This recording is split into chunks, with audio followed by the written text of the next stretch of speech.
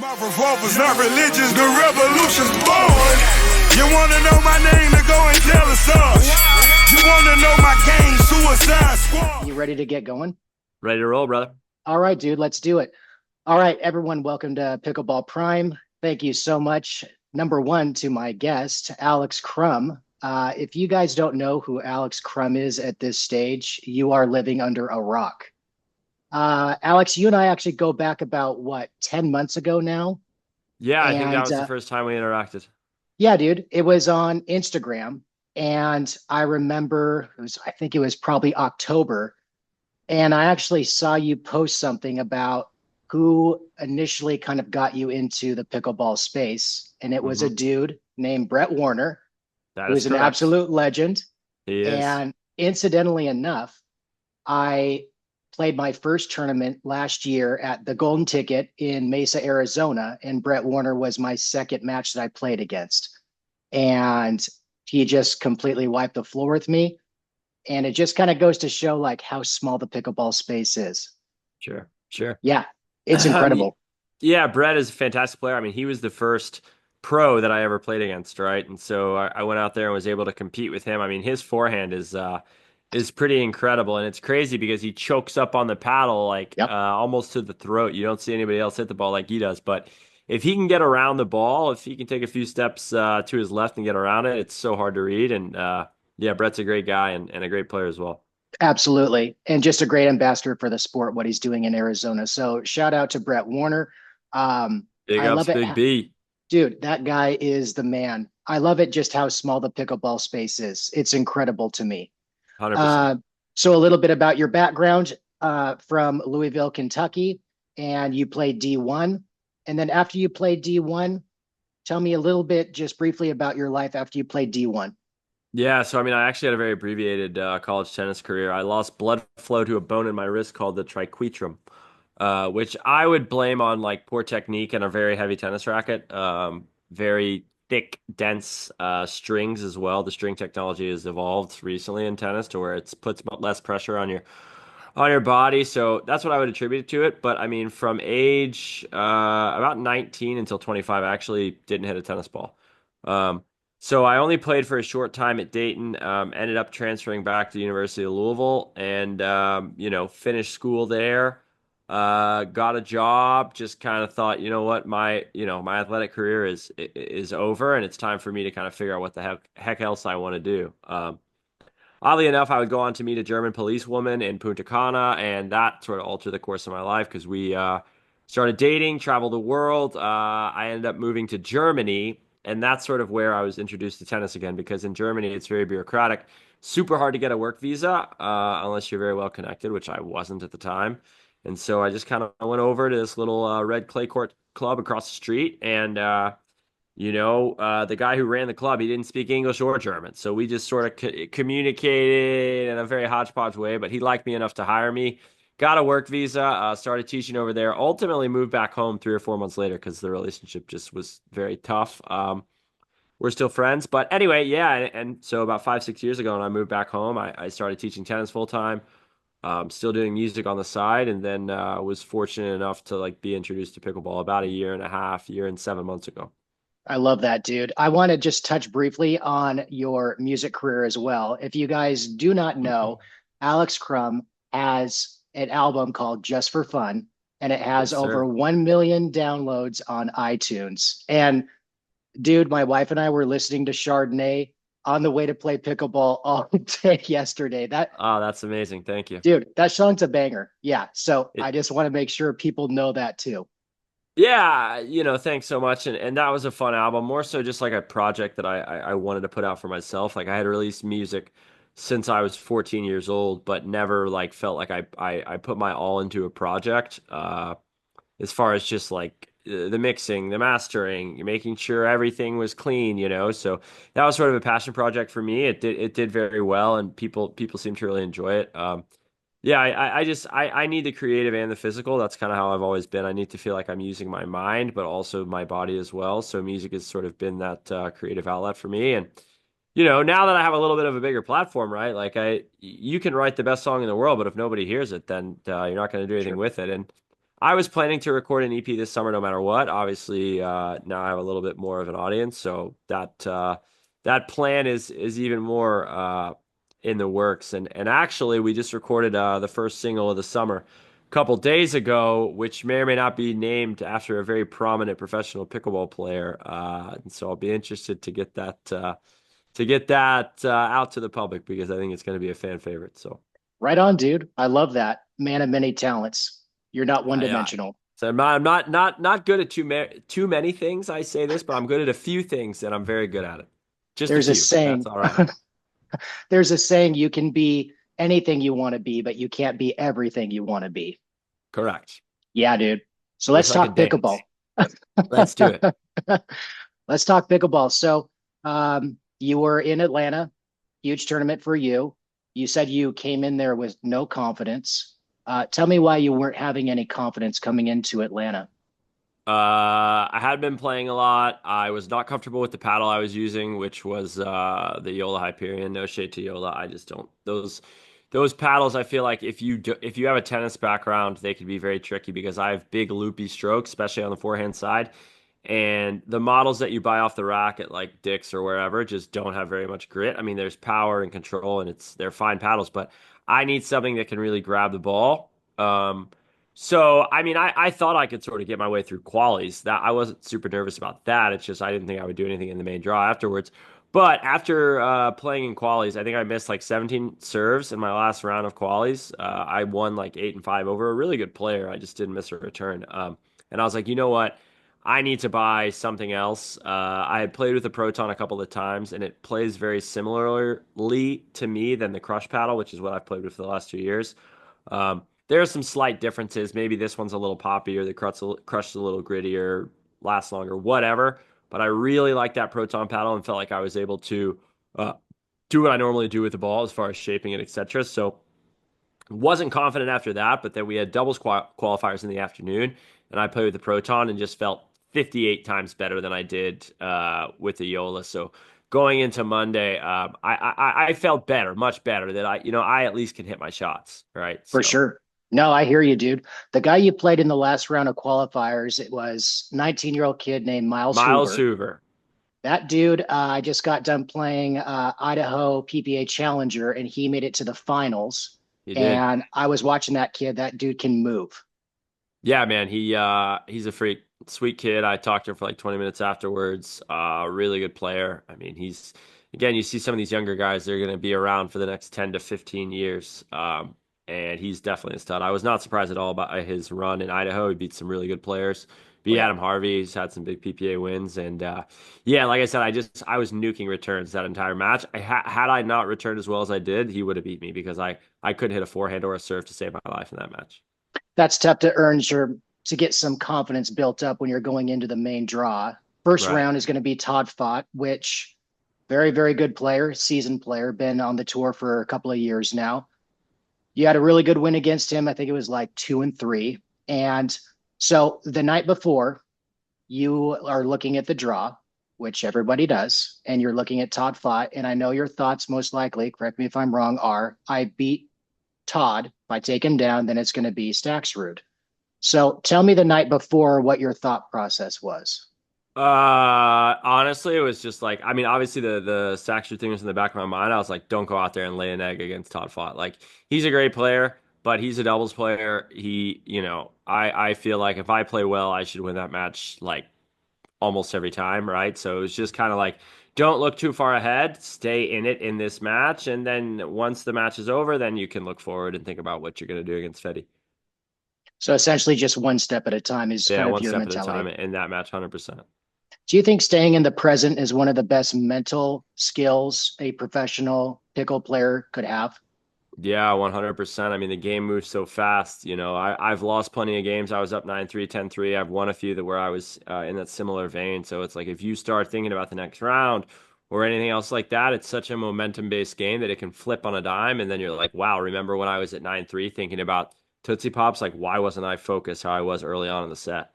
Totally. And that happens in the span of about two and a half Five, yeah, minutes. exactly. It's incredible. The swings, it's pickleball, unlike tennis. Pickleball is kind of like no hold'em Texas poker that you can Yep. go on a strong run and then you can get your hand cracked and then go on tilt and And you're completely lose cooked. the block. Oh, you're totally done. Yeah, within 100%. about 7 minutes. Right. Which is different in So, tennis. Like I just struggle with focus in life in general. Like that's how my brain is wired. And so in tennis, I would have the same thing happen, but it's just there's more room, right? Like I could tank 3 games, which might take 12 to 15 minutes and still figure it out. Where it's like if I don't play well for 12 to 15 minutes, the match is over in pickleball. oh, absolutely. Yeah. Something that is kind of interesting, the difference between tennis and pickleball, and I'd like your thoughts on this too. Tennis, in between points, you'd have 30, maybe 40 seconds. You can get the towel. You got a lot of space. You're compared to pickleball, you're playing in a warehouse. It's Right. huge. Right. You can maybe kick the ball over, give yourself a little bit of time. In pickleball, between points is roughly about 10 seconds. So that's how fast you have to reset. Does that sound about right to you? Yeah, yeah. 100%. Um, I think there's little things too, like for me, like missing returns. Like I think I have one of the biggest returns in pickleball, and it's definitely helped me have success. But like also, that's where I give up a lot of my points. If I miss one, I have this new thing where it's like if I miss one, I'll stay back on the second one, just make sure I put it in play. Not always, depending on who I'm playing and what their skill set is, but like typically, like I never want to miss 2 returns in a row. I'm fine with missing one, right? Because I've probably made a lot of deep ones that have won me points, but I never want to miss 2 in a row. If I do, then it's time for a timeout. Yeah, that makes sense. I like that. So you're going on the court with Stacks and you are warming up. I watched your match twice to pay attention to exactly what you're doing. Do you notice how many momentum shifts did you feel like you went through in the first game? Because he was up, correct me if I'm wrong, 9-3. Yeah, I mean, honestly, probably only 2, to be frank. Like, I remember I won the first point, and I was like, okay. Then I barely missed a pass on the second one, but after that, I was just a little bit tight. Maybe staying back a little too much. He was putting pressure on, wasn't returning as big, and got down 9-3. And at that moment, I was like, you know what, dude, just keep playing. Like, don't embarrass yourself out here. And then strung a few together. I remember it's like 9-6. I hit a nice open court backhand volley off a crash, and I was like, all right, like it's 9-7, just keep playing. And then, you know, we're at 9-all. He missed 2 returns in a row. And I was like, wow, like I just won the first game. Like I couldn't believe it. I was stunned. Um, and then going from there, second game, I think I just kind of took my foot off the gas a little bit. He played better, obviously, as well. But I figured he would come out with some juice in game two. In game three, I think it was probably the most complete game that I played for a few reasons. Had a couple really big side outs early. I mean, I got up pretty early, but had a couple big side outs where I had to come up with some big shots to prevent him from scoring. And then, switching at 6-2, I felt like, okay, it's kind of within your reach here. It was 7-2, I believe, or 7-3 maybe. He brought it back to 7-6, and yeah, obviously at that moment, like you're thinking, man, like don't blow this, don't blow this. You've been in control here for most of this, um, and yeah, that was what I was most proud of myself for, was just sort of holding it together. It's like if I gone into the match and said you're going to be up 7-6 in the third, I would have taken it 100 out of 100 times. So I think you have to reframe it for yourself in that way, right? When you blow a big lead, think about, okay, well, maybe I was up 8-2, I'm up 8-6, like, okay, but I would take that, right? So, Yeah, no, I hear you, dude. So you're 2 points away from taking the match. Take us through the mind of Alex Crum. What was going through your mind when you're 2 points away? yeah, at that point, not a lot. Just keep playing. Like, I try not to think. I mean, I know exactly what shots I hit and everything else. I mean, Um, I think at 9-6, I hit a good serve. He stayed back. I hit just a solid return to the open court. He had to hit an on the run forehand, missed it in the top of the net, and then I just kind of blacked out on that last point. I mean, serve was okay. He hit a forehand down the line to my backhand. I don't know why, and just stepped in. That's my shot. So, And did uh, your thing. yeah, man. So I think in that, like, when it started to get closer to like holy shit, like I just was like, I don't think, just keep playing. I love Uh, that, dude. Yeah, just staying in the present. That's nice. 100%. Then the next match you had Moda, which I know you played in, was it Punta Gorda or was it Daytona Yeah, Beach? no, it was Daytona. Daytona, that's right. It's kind of funny. I was in Maui when I was watching that match, and we were on our way to go to a dinner, and I kept having to tell my family, like, I'm still getting ready. I was in the bathroom watching it, and I was like, That's "Yes, come amazing, on, man. come on, let's go." Yeah, that was that's incredible, and thank you, man. But I Of that course, was the dude. tightest match that I played of the whole run. First game I came out like gangbusters. Second game he played better, and then really in the beginning of game three, I could feel myself just kind of unraveling. Sure. Typically when I get off the rails, it's missing easy volleys, missing returns, just playing short arm pickleball, not coming through the ball the way I normally do at the net. Yeah, I was down 7-3 and just kind of hung in there. I made a couple good shots to get it to 7-7, and after that, he just got tight. Yeah. So, Moda's a great player, a friend of mine, and super talented, kind of at the kitchen line, and he kind of has every shot. But yeah, I mean, that's what happens, right? Like you're 1 minute you're tight. If you can stay in it and withstand it, then they may flip around and get tight. And I mean, I think he was having some issues breathing at the end, was just nervous and everything else, and Sure. he really got tight at the end of the match, and I was just kind of lucky to eke that one out. But was that one was super important to me because it's like, yeah, all right, you beat Staksrud, okay, but like then you lose the next round, and it's kind of all for naught, right? So, Right. um, winning that one was super important, and then getting one more after that against Zane was even better. But that was the one that I really wanted to have. Oh, I get it. Yeah. To ensure that people that are watching are saying this guy is not a flash in the pan, that he is Right. here. He's a staple moving forward. You take down Zane. I listen to the podcast. You and Zane are hilarious. He's a funny How'd you guy. feel? I like Oh, Zane a yeah. lot. Oh, yeah. Yeah. He keeps it real. I appreciate that. So, in the third game with Zane, any tightness that you had then, or were you feeling like I've been here before already? Yeah, I was like same old song and dance, right? I killed him in the first, lost focus in the second, missed a bunch of returns. He upped his level a little, and then I'm like, all right, like here's game three. Like who's gonna start hot? Luckily, it was me. Towards the end of that match, he just started staying back way too frequently, and I was able to, like when people are staying back and the match is tight, it's easy to get super tight on your approaches. Yeah. But like, what if I'm up 2 or 3 points and you're staying back? Like, I'm gonna win most of those points. Yeah. If I'm I able hear to you. hit through my ground strokes and put the pressure on you, now the pressure's on, like it's not going to work most of the time. And so I think at the end, that was a tactical error he made. He just was staying back a little too much. No, I totally agree. Yeah. In his defense, like there's not a ton of room on those courts. So like it's hard a lot. If someone hits a big serve, it's like, what are you doing? But you know, that was kind of I started hot and then he stayed back a little too frequently, I thought. Playing on those back courts, either, SC2 or 4, 6, what they got that tennis net that Yeah. is at the back. Yeah. And you Right. have roughly maybe 5 feet. I think that's Right. even being generous. So you got to hmm kick that net back to try to give yourself some space. Otherwise, you're eating that serve right in the teeth. Yeah, and I just like have massive backswings and like to take the ball from further back and really throw my whole body into it anyway. So like some people like taking the ball in the rise. I'd rather not if I have the choice. And so yeah, it's not ideal sometimes playing on some of those courts. No, not at all. Then finally, Dylan Frazier took you down. I know that you felt you didn't play at your peak with Dylan Frazier and you had a lot of looks. Just tell me about that.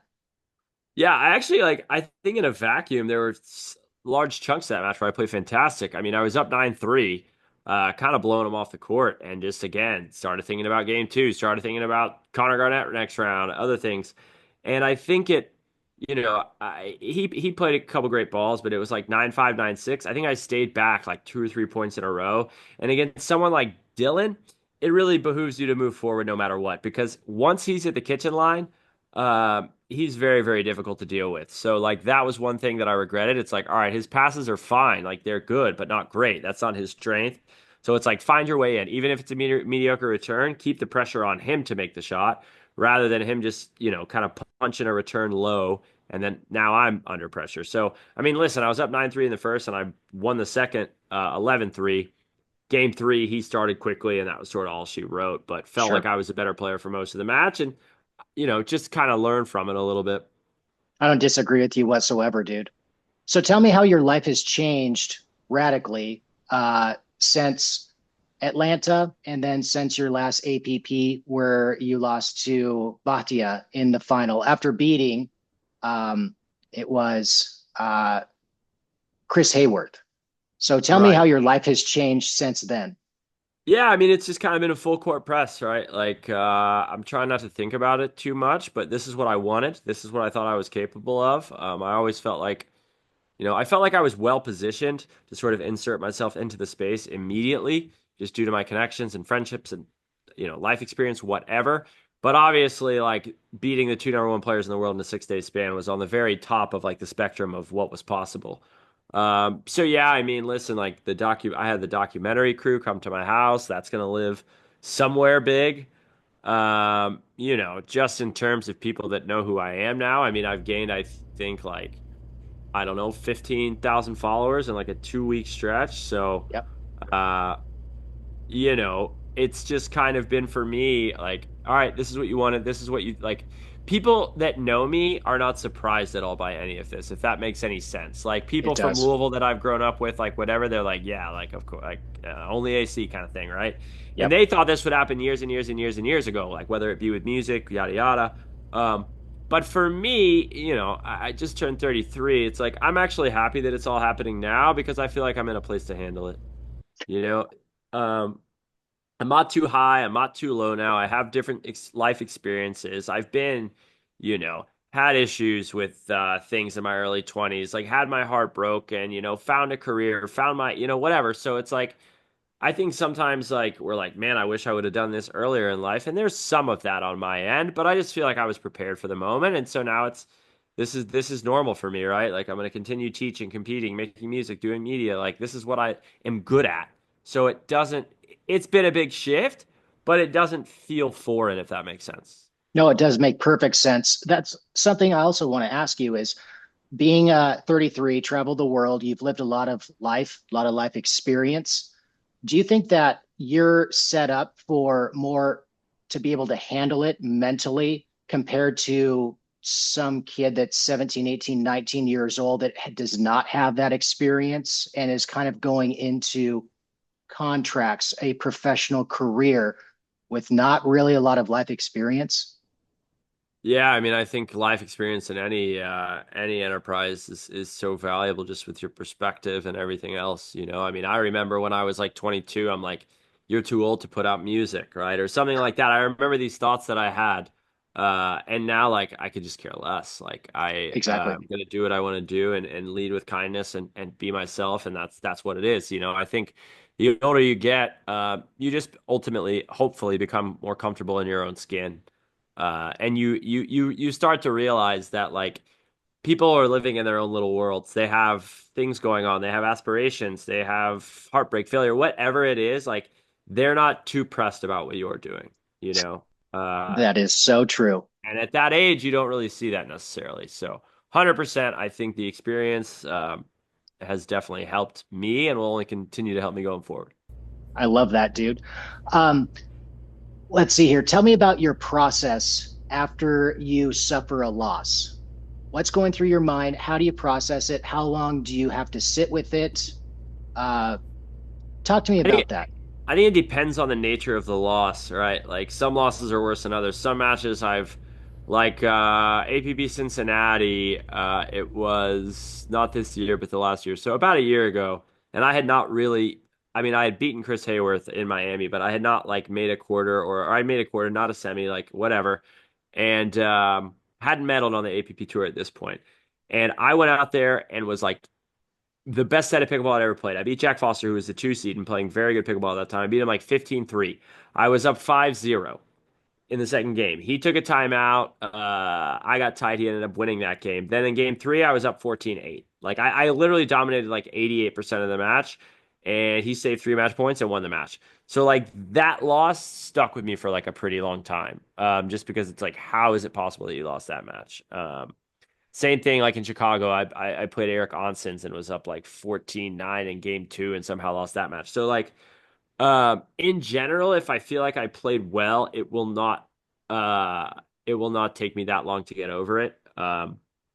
I think especially now going forward, it won't take me very long to get over it, more so because like I know I'm going to be playing pickleball full time on tour, right? Like in the past, and it's a little segue, but like in the past, I would have one tournament every 2 months, and I'm like, this is my chance. This is my chance. So if I go down there, and like lose a tough one, like I remember I lost to Gabe Joseph. Had I beaten him, I would have played Ben, and that could have been my moment.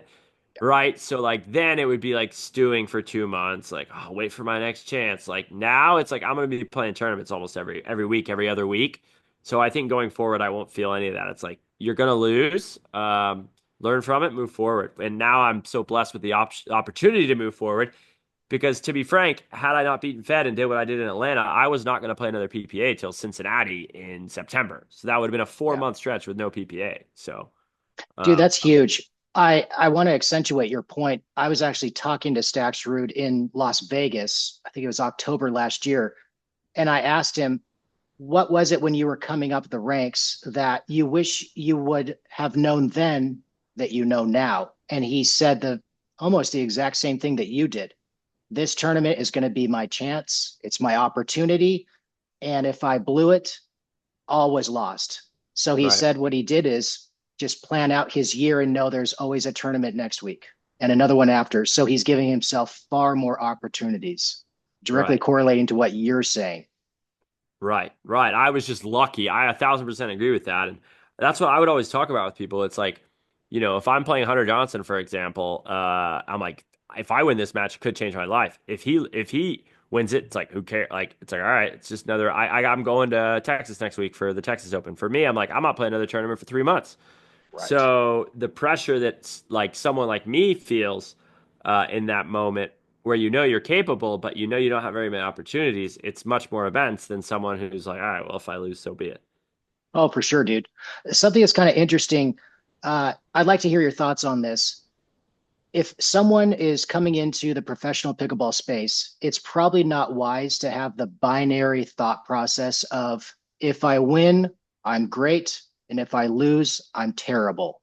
That's too one dimensional. It's a one or a zero because it kind of seems like if you win two or three games or matches and then you lose one, no one is going to think less of you Right. because there's so many good players out there. But it's kind of more of an internal thing that a player has to struggle with of thinking, I lost, I'm not good, or I won, I am amazing. Tell me your thoughts on that. Yeah, I think again, I go back to like not getting too high, not getting too low kind of thing. Like I even after being Staksrud, like I'm fully aware that like a good 5-5 singles player, if I don't bring my A game, can beat me. Like this is not tennis. There's not like we talked about earlier, there isn't that much of a differential in skill, right? I do think that yes, that I'm one of the best singles players in the world, and I think when I play my best, I'm as good as anyone in the world. But I know if I don't play my best, that door opens. If I don't play well, that gets even wider. Like so, I think, yeah, just trying to keep that all in perspective, right? Like, one win doesn't define you, one loss doesn't define you, and it's trying to stay somewhere in the middle there with your That's thinking. huge, dude. I love that. What is one thing that you know now that you wish you would have known a year ago? Hmm.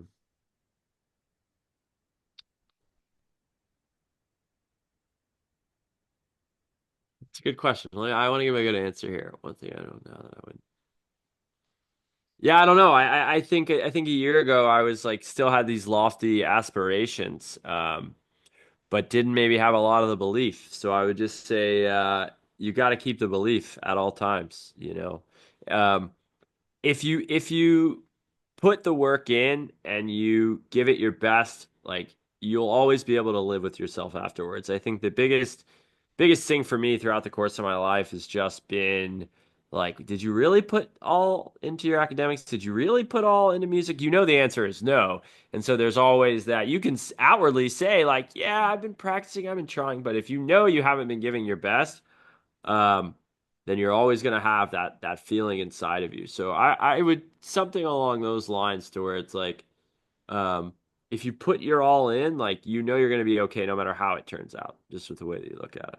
That's huge, man. I appreciate that. Tell me what your training routine was before Atlanta and what it currently is now. Yeah, so I'll be frank, like, and I know people like were like, wow, what the heck? Like, but in March and April down in Florida where I teach tennis, like those are two of our busiest months of the year, if not the two busiest. So my day is literally wake up at 6, 5 hour energy, calf up, go to the tennis club. I'm on the court from like 7:30 to noon, eat lunch, more caffeine, back on court from like 1 to 6. And my coaching style is very loud, very vocal, very energetic, as you might imagine. And, I get home at 6:45, I take a shower, I order a pizza, I eat the whole pizza because I need to carb load. By that point, it's 8 o'clock. Like maybe I see a movie with my girlfriend. Maybe I take my ass to sleep at 9 p.m. because I got to get up again and do it. So in March and April, man, I was playing very little pickleball. Like occasionally I would meet up with my buddy at the park and play singles, or occasionally I would play with a group of guys, 5-0 level probably, uh, in Jupiter just to like, maintain some sort of semblance of my pickle skills. So yeah, I mean, there have been times, especially like when it's slower down in Florida, to where I'd go down there and train with some of the pros, in Boynton Beach or whatever, but that was like very here and there in between. So like I'd be playing maybe 2 or 3 times a week at my best down there. But now, I mean, I'm all in. Like now I have free time. Like I'm not currently working. Like I'll teach some pickleball and tennis here in Louisville, but this is what I'm doing now. So, like this morning, I drilled for an hour and a half with a good player in the area, and practicing with intention is something I've never done in pickleball. And I've started that the last 2 weeks, and like the amount of improvement I've seen in my doubles game in even the last 2 weeks is like insane. I used to like hate playing skinny singles. I would rather eat chalk than play skinny singles. I'm like, I can't hit a winner. This sucks. Uh, but now I'm like loving it. I'm obsessed with like, because I realize that like, especially as I get older, like I do feel like I have like 10 years in the tank to be a high level singles player, if not more. Oh, absolutely. My body feels good. Like I don't know how, but it does. And so I'm really like loving the process of like developing the skill set I need to be an elite doubles player. So just practicing probably like 2 hours of drilling, 2 hours of competing, playing rec about 4 hours a day right now is where I'm at, which is like, so much more pickleball than I've ever played before. So it's just like every time I step out there now, I feel comfortable, which was not the case a lot of the times. I love that, dude. Yeah, you have at least 10 years in the tank for you, 100%. specifically with the advances in health, nutrition, healthy lifestyle, stretching, off-court training. It's like remember in tennis when you were at 30, you were done. Yeah. You're And now look at retired. Novak out there, man. I know, because of Incredible. yeah, just the longevity that they have. Can we Yep. talk about your gear real quick for a second? So you're using the Proton. What kind of weight are we using here? So I think stock weight is, I don't know, maybe a little under 8 or something at 8. So I actually don't have the paddle with me, but well, I'll show you. So what I'll do is I'll take off, or well, actually, you don't even have to with this. I'll put a 6 gram flick weight in the handle. Like I know people like the slice caps. I hate like cutting off the butt cap and taping it up. It falls off my hands. No shade to slice. Like I know they have these things too, but I love the 6 gram flick weight. It just add a little weight to the handle. I don't want a lot. I just want there to be a little more plow through. Sometimes I feel like I top the ball a little bit if I don't have a little weight down here. So 6 grams here. 3 grams here, like not directly on the throat, but a little higher. So 3 grams here, 3 grams here. I'll put like, however, I'll connect it basically. So I'll put 3 grams up top here, 3 grams up top there on the side, and then I'll put copper from here to there, copper from here to there. Mostly because I think it looks cool, but I also think it stabilizes the paddle a little bit as well. So my paddle comes in at like 9.3. Yeah, that's like Thor's hammer, but that Right. suits your game style, right? Well, okay, so and I also use the carbon Hessacore grip, which also adds weight as well. Nice, Um, dude. Is your yeah, I don't Hexacore know. grip, is it gel? Oh no, it's like firm. It's rigid. I Okay, don't. got The you. other ones, no one plays with the carbon to my knowledge, like but me, literally. But I just like with the other Hessacores, they're fine, but they like the grip like moves a little, like so the ridges Yeah, will occasionally like get out around, which I don't like. The carbon like stays in place. right on, dude. Um, I had to be specific by asking because I guarantee you a lot of people are like, well, use this Hexacore. Which one? The gel or the firmer one? Yeah, and they just sent me a bunch of grips, which is nice of them because I've spent like a quadrillion dollars on Hessacores throughout the last year and a half. Right on, Literally, dude. I said this, but like literally, they're like, you're like in our top 5 customers in North America. Like you've spent $700 on grips. I'm like, trust me, brother, I know. That's Uh, badass, dude. I love that. so So we're thankfully they're wrapping sending me up some on gear. time here. Last thing I want to ask you, just one, you can be political about this and very polite. What's one gripe that you have with the PPA? And if you wouldn't mind, I'll start one. I'll just start one. Yeah, you go ahead. Okay. Uh, Pickleball TV It's great to have. I would like to have different commentators or almost no commentators. That's why I love watching the early rounds, because there's no commentators. Yeah. I'm tired of hearing the kitchen is lava and there's and it's like, dude, stop. Okay, go ahead. I would just say mine is like less of a gripe and more like a vision that I have. Like, I think MLP has the potential to be like such, and I mean, PPA and MLP are one and the same now. So, I feel like MLP has potential to be like such a huge thing for pickleball. And I just think like we need to do whatever we can to get teams in home cities, like to build a fan culture in the cities, to have arenas in the cities. I think you need to have home and away matches. Like, I'm sure there's logistic things that I don't understand. It's the reason we're not at this point yet. But like, it's like, all right, it's the Phoenix Flames versus the Seattle Seahawks, and we're in Omaha, Nebraska. It's like, okay, you know what I mean? Like, and again, like, I think they're doing the best they can, but I think ultimately, if we want MLP to like become as big as it can be, like, just imagine like Tuesday night pickleball, like it's, you know, Chicago, whatever. And I'd also like to see more continuity on the team. So that is like my big vision for MLP is like, I just hope that eventually we get to the point where it's like teams are based in the cities. Doesn't mean they need to live there, right? Like, that's not what I'm asking, but it's like fly in for a Tuesday night match, put it on prime time, put it on like a Tuesday in July when there's nothing but baseball on. You know what I mean? Like, that's sort of what I see with it. So, dude, I love that. I think your vision has a lot of clout, and hopefully it starts plowing through. I think that's a great idea. I hope so. Because it's, I don't know, you got to get people engaged, and like why people, I guess, are fans of the Fives if they love Anna Lee, or fans of the Shock if they like Hayden or whatever. But like in general, like, you know, the reason other sports fans are so crazy is because they're like, my dad was a fan, my grandpa was a fan, like all that stuff, right? Most fanhoods are like passed down through generations, so we've got to start that with pickleball. I love that, dude. Thank you so much again for your time, everyone. No, you're the man, buddy. Dude, no, you are. Like, please subscribe. Go ahead and hit him up. It's AC Baby Baby on Instagram. I'm going to put that in the show notes. And then also his podcast with Kevin Dong, Crack Paddles, also in the show notes.